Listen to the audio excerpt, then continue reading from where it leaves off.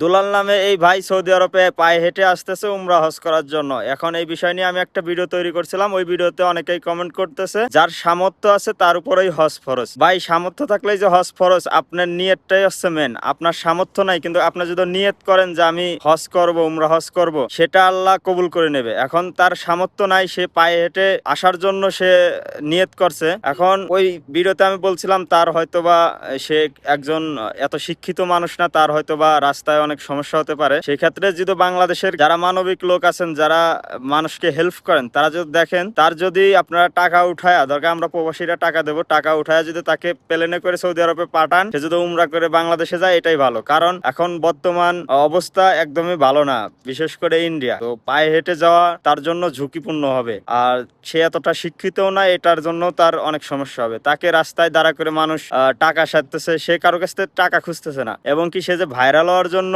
এই উদ্যোগটা নেছে তাও না, সে তার কোনো পেজ নাই, তার কোনো চ্যানেল নাই, কিছুই নাই। সে শুধুমাত্র নিয়ত করছে, তার অর্থ নাই, এর জন্য সে পায়ে হেঁটে আসার জন্য নিয়ত করছে। কিন্তু অনেকেই বাজে কমেন্ট করতেছেন। ভাই আপনার নিয়ত থাকতে হবে যে ভাই আমি হজ করব কি উমরা হজ করব। যেমন দেখেন আমরা প্রবাসীরা যারা সৌদি আরবে থাকি, বিশেষ করে তারা কিন্তু উমরা হজ করার জন্য সৌদি আরবে আসি নাই, আমরা আইসি কিসের জন্য? কাজের জন্য। তো সেক্ষেত্রে আমরা কিন্তু যখন মন চাই তখনই যায় হজ করতে পারি, উমরা হজ করতে পারি। কিন্তু বাংলাদেশ থেকে তো একজন গরিব মানুষ যার টাকা পয়সা নাই, সে তো চাইলেই পারে না হজ করতে আসতে।